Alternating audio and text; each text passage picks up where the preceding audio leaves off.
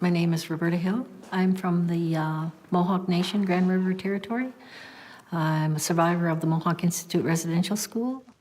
I was here as a student from 1957 to January 1961, and I came here with 6 of my family. A lot of bad memories here, that's for sure. These are really familiar to me. I used to play on these, on the girls' side. I was playing down in the basement on the girls' side, and my mother had come up to the visiting area, and the little kids had said, "Your mother's here. Do you want to go see her?" And I ran, but when I got to the doorway over there, I froze right in front of the stairs and I couldn't move. And I just stood there crying. And the more I cried, the worse it got, and I could see myself. I could actually, like an out-of-body experience, I could see this little girl crying. And it was me, and the little girl said, "Well, if you don't you love your mother, or don't you want to see your mother?" And and I did, I really did. She said, "She's going to leave you. She's going to leave if you don't go see her." So at that time, I knew that she would go. Then things just kind of came back, and I just like tears. I just took off running up those stairs. And I went and sat on my mother. And at that time, all I did was cry. I just cried and cried. And it wasn't because I didn't want to see her. I loved her. It was just so hurtful to have to part with her again. Because my mother was, she was a really good mother,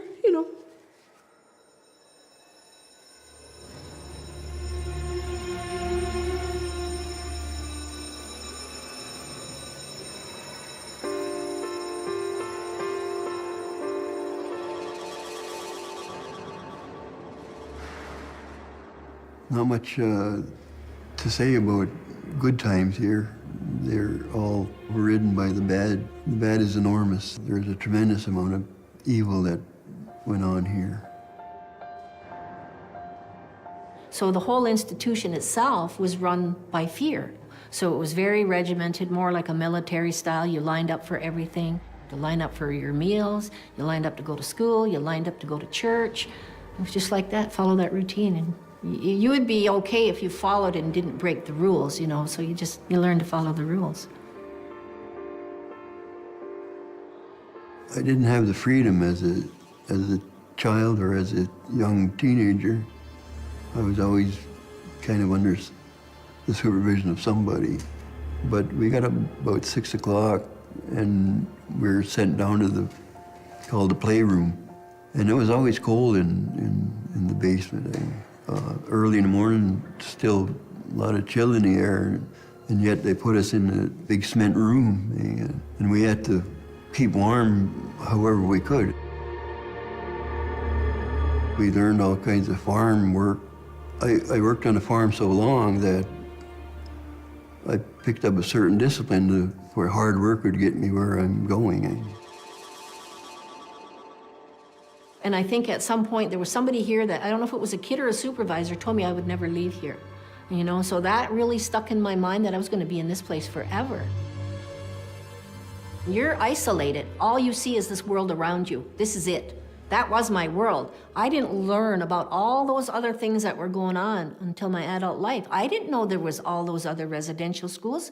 I don't think anybody in Canada knew that much. So it was kept very secretive, and yet when you start to look at every residential school across Canada, you find the same things. And I came to the Mohawk Institute when I was about 6 or 7 years old. And I spent 6 years here. I was picked up on an Indian reserve at Moraviantown. And walking on a road.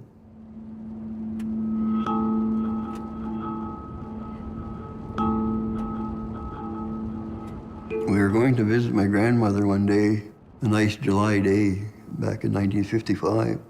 There was 4 of us and 1 girl, my sister. And we came over that little rise over there and we were heading down here. And a black car pulled alongside of us. And we didn't know who it was at the time. The driver said, "Would you like a ride there?" We said no, we didn't know who they were. We kept on walking and they kept pace with us in their car. And they kept trying to get us to get in.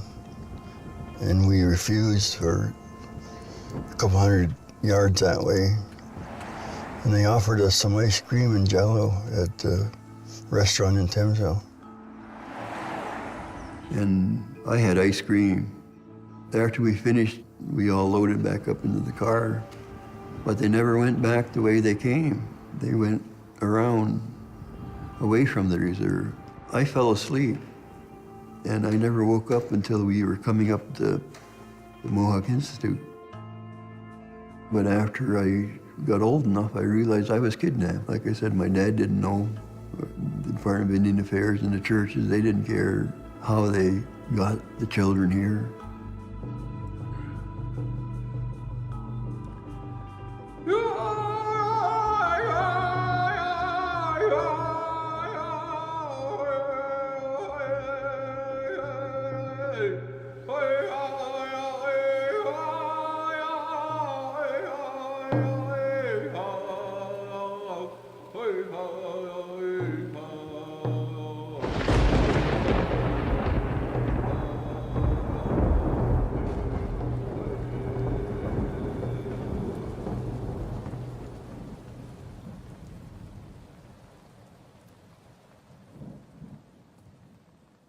I believe it was February, about 2 years ago.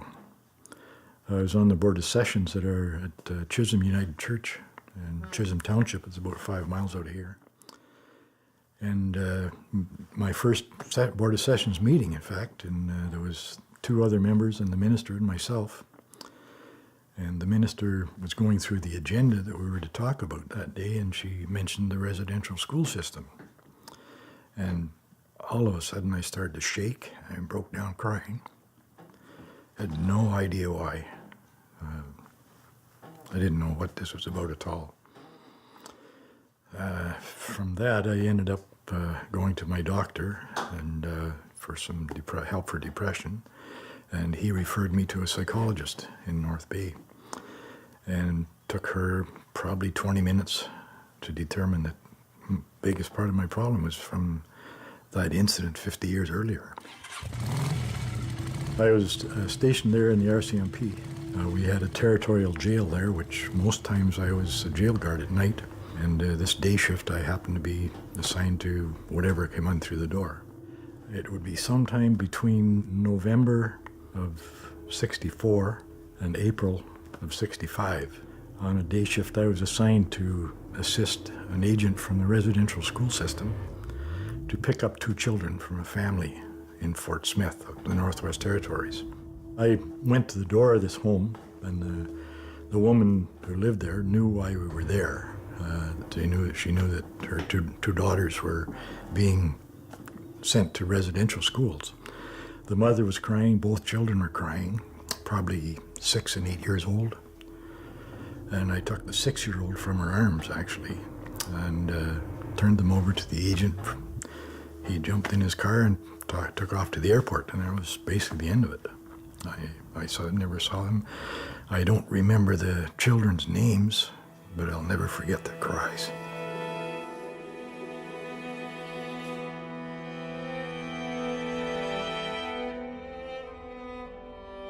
At the time, I didn't like the idea of taking kids away from their family, and it bothered me. And of course, being in the RCMP, I had no alternative, couldn't complain about it.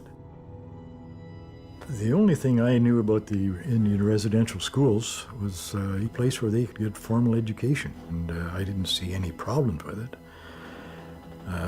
Since then, I've come to realize what they were about, and I know differently now, and that's part of the story that I want to tell. It took up maybe 5 minutes of my life, and I buried it back in '64, '65.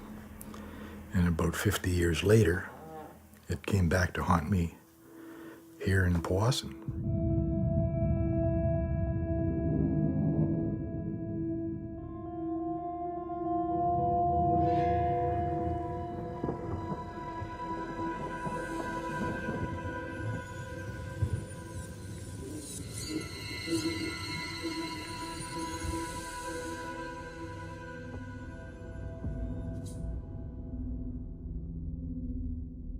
We were sitting at this very spot.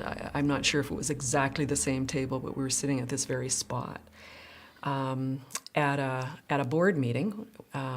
You remember, Ron, you were on the board at the time, and the board at that time had decided that they wanted to study this book called A Healing Journey for Us All. And part of that took us into residential schools. Well, let me say first clearly that I think the residential school history within Canada is one of the greatest tragedies, if not the greatest tragedy, in our whole history as a country. The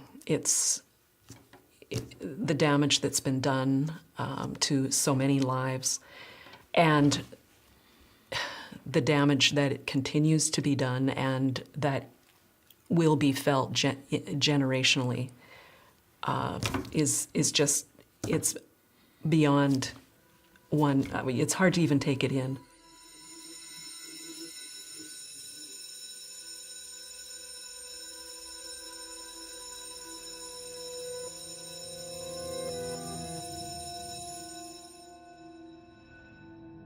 Residential schools are schools that were set up by the government of Canada, and there are other countries that have the same thing, but it was a policy that was put into place to bring as many Indigenous people as possible into these schools, to educate them into the European way of life, to take you away from your culture, your language, all your traditions, and that's what it's about. In order to sever those ties in your culture and your language, they had to separate children from families and communities. We wore uniforms, you all dressed the same, you had your hair cut the same, you were all one. And it was to assimilate us, to make sure we didn't have any Indian left in us when we finally left here.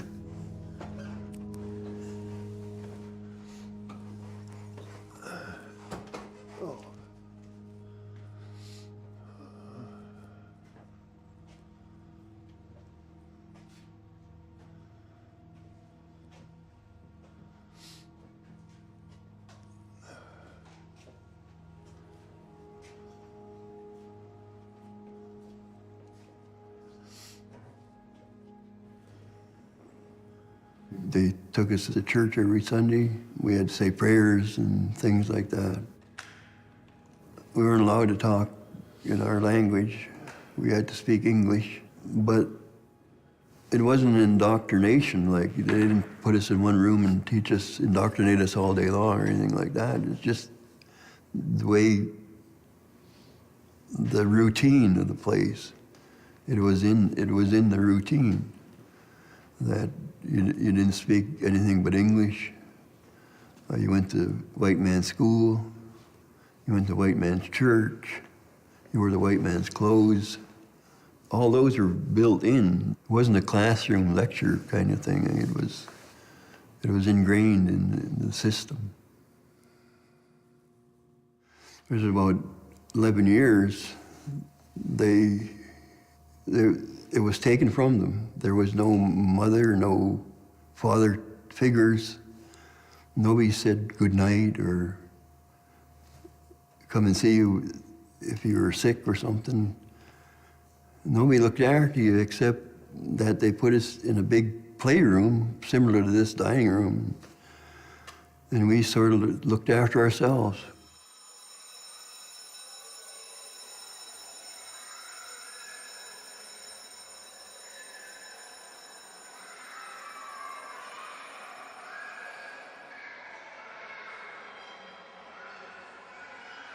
What was going on across this country that so many children were being taken? So many children were being put into residential schools. And my thing is, if they were such a wonderful school, they were models, everybody should have had them. Non-Native Europeans, everybody should have had a residential school. Not just one race of people. It's a very racist policy, you know. But that's what the intent was. It was to kill the Indian and the child, and pretty much they've done it. So you get punished for being who you are.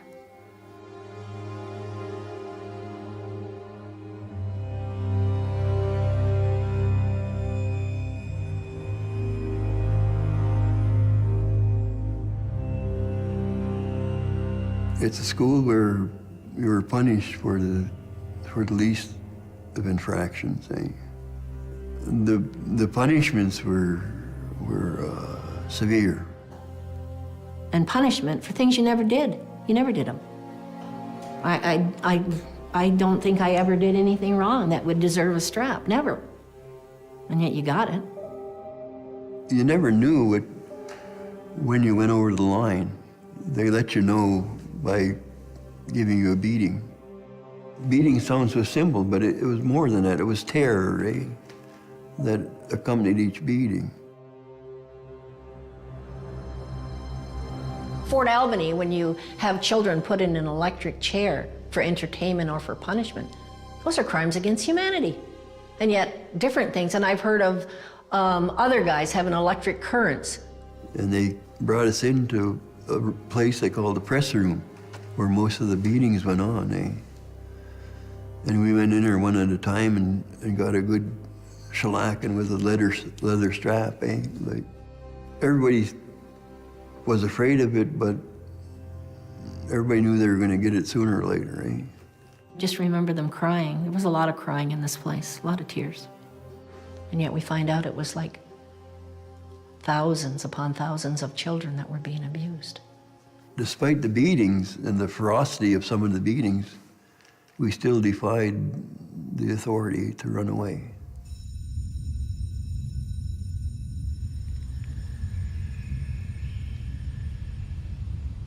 The boys' side housed over 60 boys. Despite this number, each of us were lonely beyond despair. From within, we each had our own battles to fight. We were lost, lonely, scared, and confused, but our biggest battle was to keep our secrets.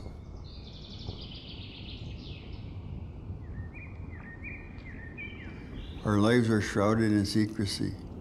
No one could know what we all collectively knew, that kids were being raped and molested in large numbers, sodomized by beasts. No one could know. No one would ever know. Sodom and Gomorrah had to be a nicer place, so we tried to escape.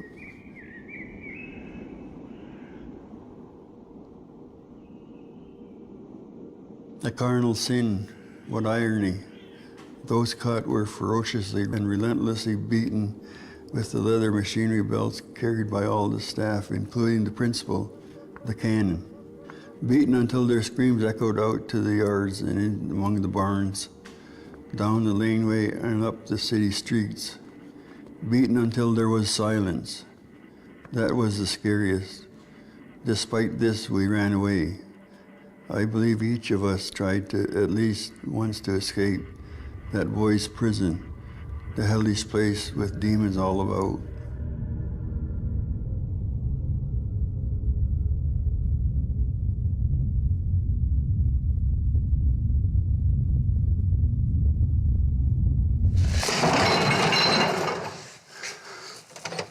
Yeah, it's open.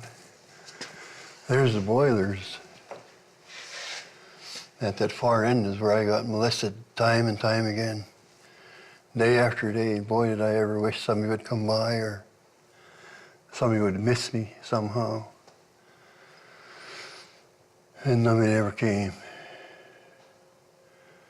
And I just came out of there feeling so dirty, rotten, low, as you can imagine.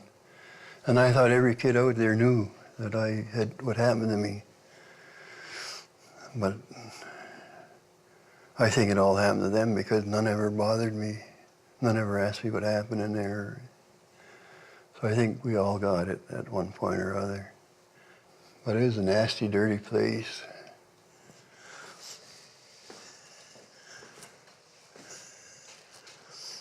But here's where I got molested, right here. I remember standing against this wall there, and he had his way with me. And I was just about that high.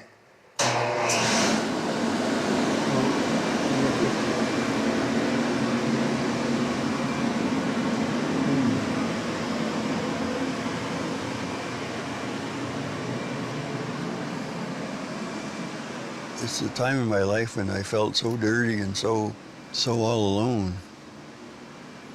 when he had me down in the boiler room and he took my clothes off. And I was just standing there, a little guy, just disgusted at what he was doing.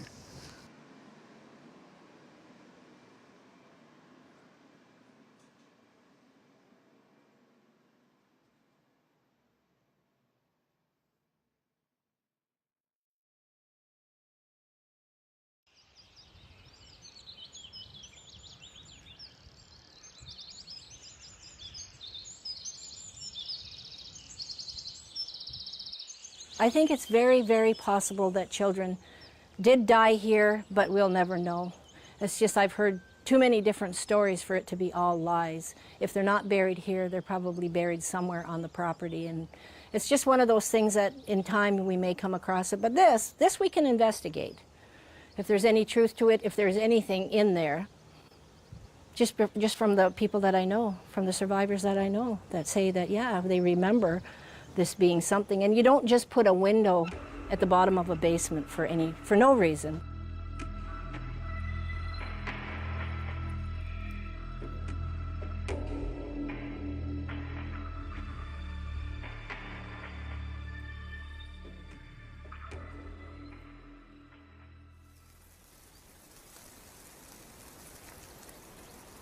I like finding old friends, and Winnie is what I know her by from the residential school, the Mohawk Institute. When we first went in there, my sister and I were separated into groups, and I had one older girl that took me under her wing, and my sister Dawn, Winnie looked after her.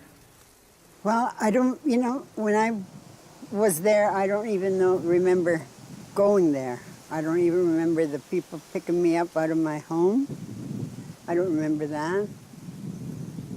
All I know, I was just there. So then I met this older person, this older girl. She kind of took care of me when I was growing up. And she told me when she's ready to leave, because she was in 12, 13, maybe 14, she said that she was going to ask her mother to come and get me and to take me home to be her little sister. But that didn't happen because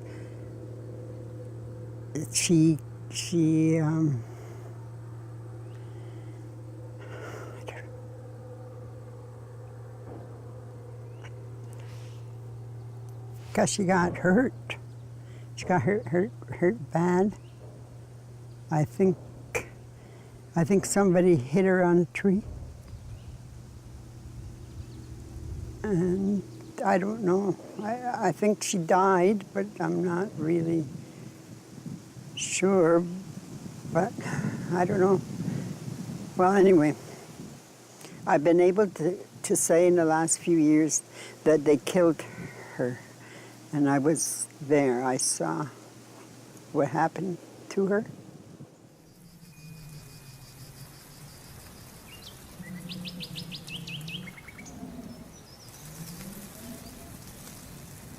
Sometimes I used to dream of her. She would come to me in a dream, but it hurts to talk about it. Because I remember her when she used to piggyback me on her back, and we'd run and play, and when I got hurt, she'd pick me up and she'd give me a hug and tell me not to cry. Like, why would she be doing that now?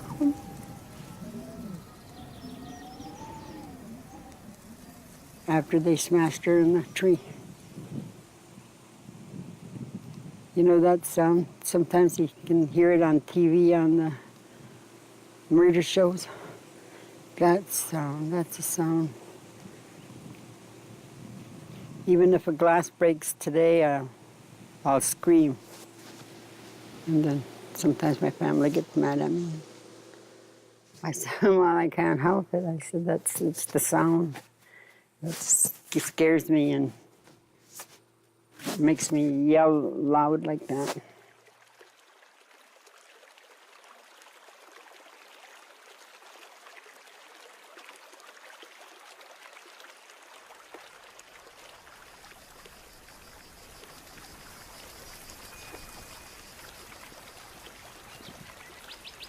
The scene is a drowning child who, just shortly before, was flailing away with his head above water in a raging river. He can swim, but the river is swift and unrelenting. He slips under the surfaces briefly, trying to catch another life-saving breath, but he knows he's going under for good. What terror is wrought upon the child's mind, no one can imagine. Those thoughts will go down with him. The want to live is seen above, in the light on the surfaces of the river.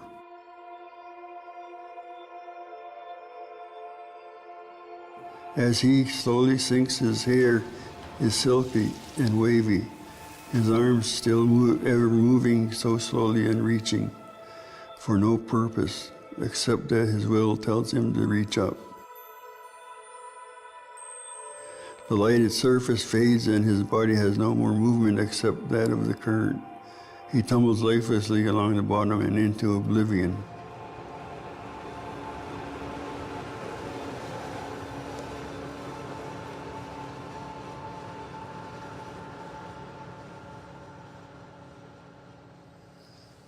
I left thinking that I'd come back one day and attack those people that attacked me.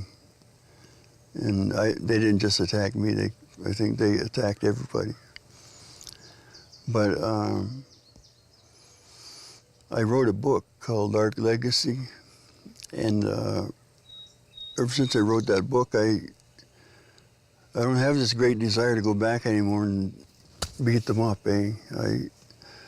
I haven't forgiven them, but they're not around to forgive. When I realized the effect that this type of government administration had on thousands of people in my time, it disgusts me that I'm a Canadian, and I always thought Canada was the greatest country in the world. And I'm ashamed to say I'm Canadian because of what my government has done.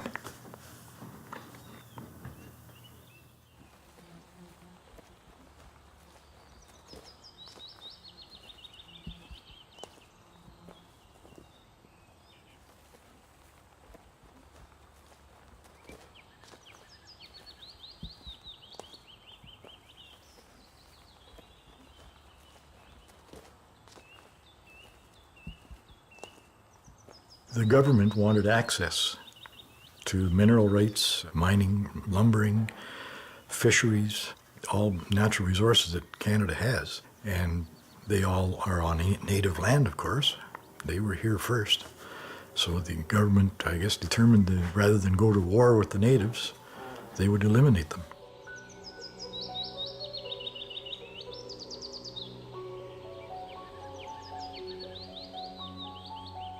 And I know from my own experience, people that I've known, they were raised by whites in the residential schools, so when they were finished there, their parents didn't accept them because they weren't native. And the white community did not accept them because they were native.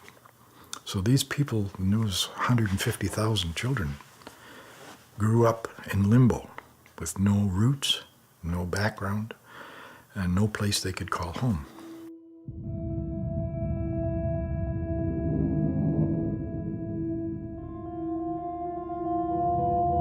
I knew ahead of time when I was going to leave. I went to school that day, and it was the last day of school in summer. Everything seemed brighter then. The grass seemed greener, the sky was bluer. And it was just a great day.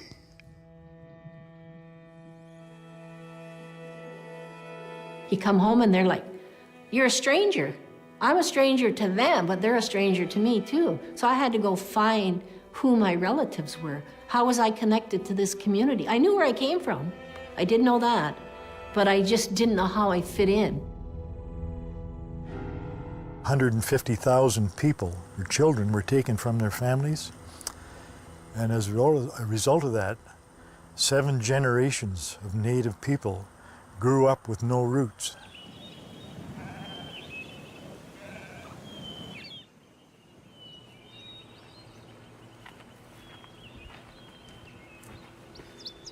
is my friend Carol Cucci, whom I've known for a few years, and appreciate her friendship and what kind of things she can tell us about her First Nations. So, having my father, my aunt, and my uncles gone to residential school, my father never discussed his upbringing. He was silent. The home that we lived in was silent around who he was and how he was raised. So prior to the age of 30, I had no idea or no understanding of what had happened to my family.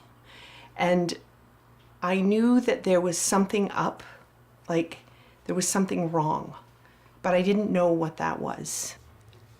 When I was finding all of these things about residential school when I was 30, and my father had already passed away, my mother was still alive, and I started asking my aunt questions.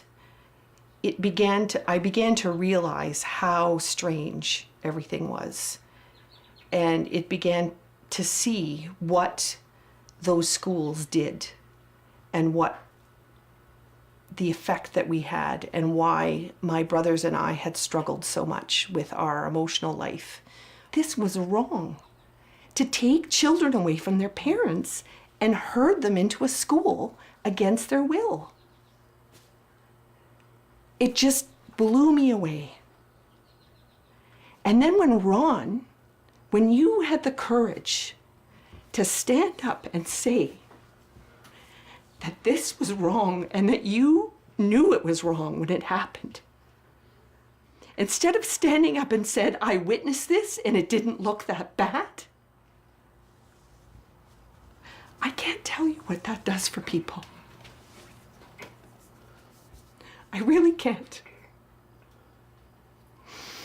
And I don't care what bad things you might have done in your life, Ron.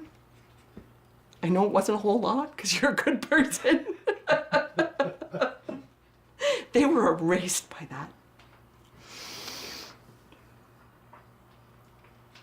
They were completely erased by that.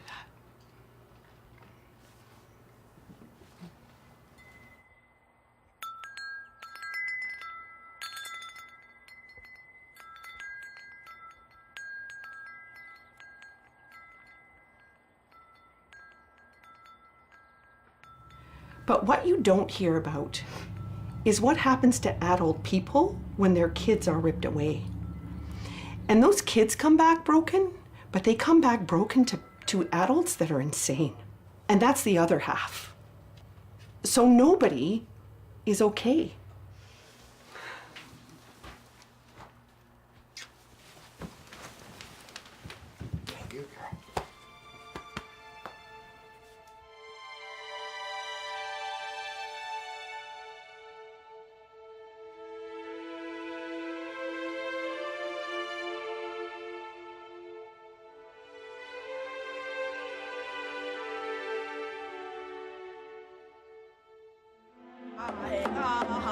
I'd like to thank and ask all of the survivors to stand up for a moment and be here with us. Survivors, please stand. The children and the grandchildren of survivors, please stand up as well. Things began to change when the survivors of the residential school experience went to court, beginning in the 1980s. But not really successful until the mid-1990s when the courts finally ruled that they could sue the government for the abuses that went on in the schools and the churches as well. The root of the TRC is in survivors themselves. Survivors said, we demand attention and we demand recognition for what it is and was that we experienced in the residential schools. I had a hearing problem. I was mocked. I was teased. I was picked on. Sometimes I felt that I can't function. I was hurting so bad inside. But on the outside, especially for my children, I tried to be strong. We were the recipient of their most private moments in their life often. And we as listeners had to be there for them, because we weren't just representing the commission, we were actually representing the hearing of the entire country.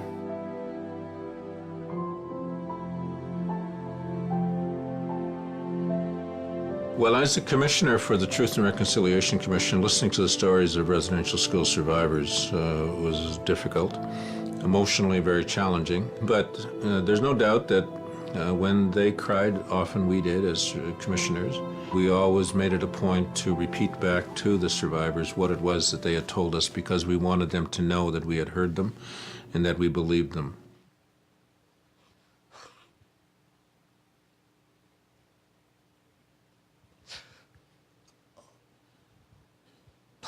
Before anything happened to me, I want to apologize to my family for what I put them through. I could tell my grandchildren, I could tell my great-grandchildren that I love them. But with my own children, I can't. It hurts. It hurts me to think about what I missed. It was a very emotional time, because the more you got into it, the more things started to come up about residential school that you would start to remember, and then you'd listen to everybody, and it was a very, very difficult time. So I was involved right from when the lawsuit started. So the Truth and Reconciliation Commission of Canada was asked to assist the survivors to move from an era of being victims of the residential school experience to becoming involved in a process of establishing a better relationship with the government and with the churches. The story of the truth of residential schools in this country is a story about the resilience of children. They have supported me in this work, but at great loss to the relationships we could have had, and which we will now try to recapture.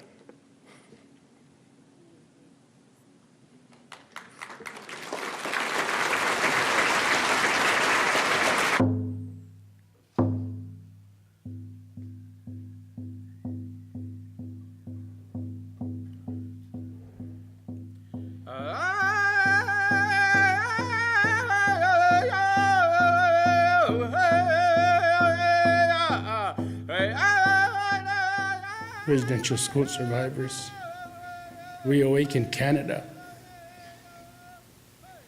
This is not only about resilience. There's a whole lot of truth that has been shared. It's also about reconciliation. And there's not going to be any truth and reconciliation in my time or in your time. It's going to take 2 or 3, 4 generations to work all this out, to get it in the history books and have it become commonplace, that the guy next door knows what happened. The future of Canada, will students be told that this is not an integral part of everything we are as a country, everything we are as Canadians. That is a promise we make right here, all of us together.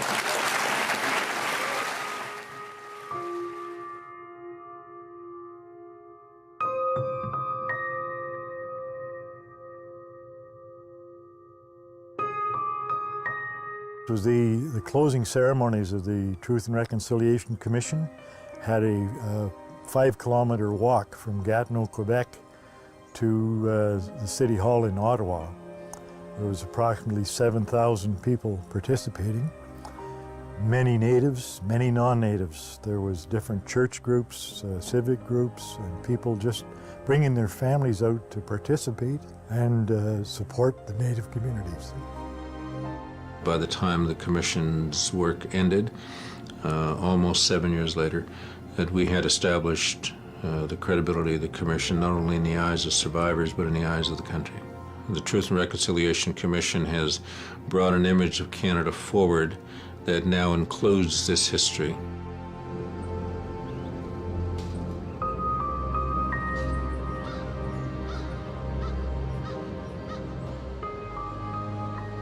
The National Center for Truth and Reconciliation was created by the Truth and Reconciliation Commission in order to preserve all of the materials that were collected under the mandate of the TRC. But more than just preserving these materials, survivors right across the country have asked us to ensure that their statements and the other material that was collected finds their way into the hands of educators, into the hands of researchers. So we have a very important and critical role in continuing to expose the truth, ensure Canadians understand the truth of what's happened in this country, and further contribute to ongoing understanding, healing, and reconciliation in this country. Canadians no longer have an excuse, though, which I think is one of the most critical things about this process of truth and reconciliation. The I don't know or I didn't know really is no longer defensible.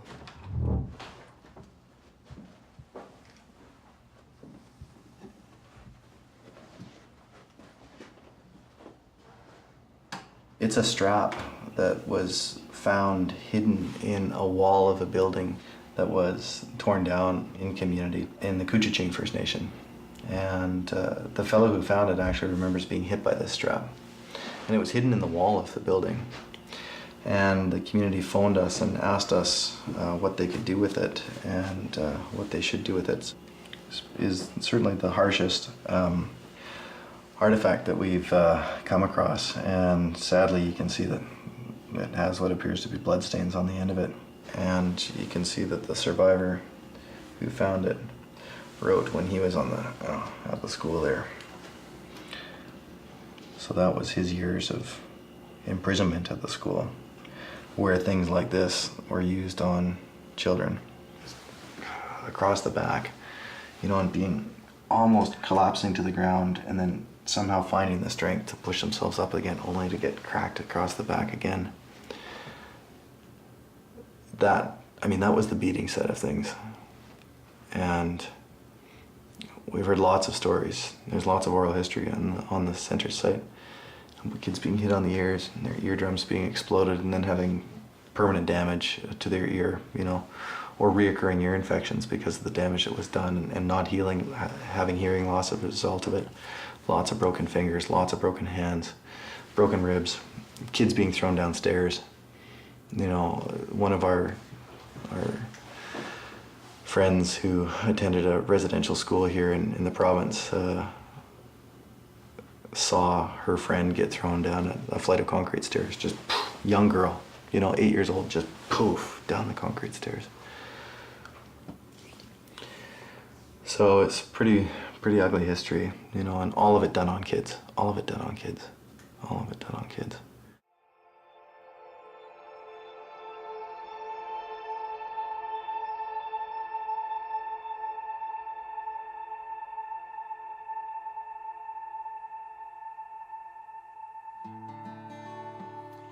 I have a dream, a song to sing, to help me cope with anything. If you see the wonder of a fairy tale, you can make your future. I'm very hopeful. I'm still a bit scared as to what's happening and what could continue to happen. I want to see action. I want less talk and more action, so we all know that something is changing in terms of healing for the Native folk and for white and brown and yellow Canada.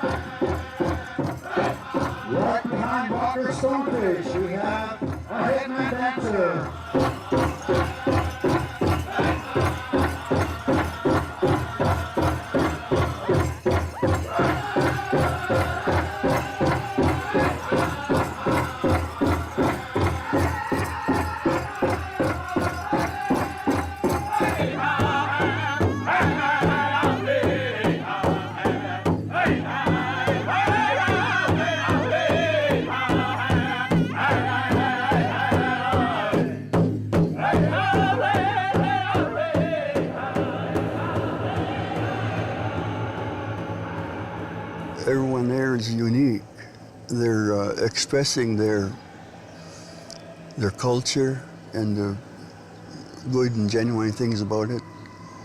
The color, the outfits, the dances, the songs.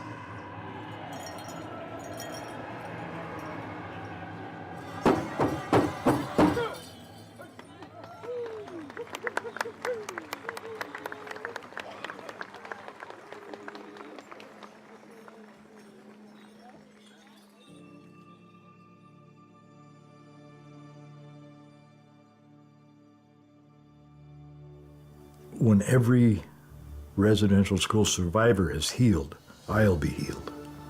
And that's how it would affect me. Until they're healed, I won't be. And I'll keep talking to anybody who will listen.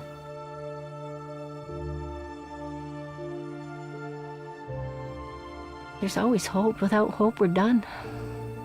You know, there always has to be hope. And when I look at my grandchildren, I think, yeah, there's a lot of hope.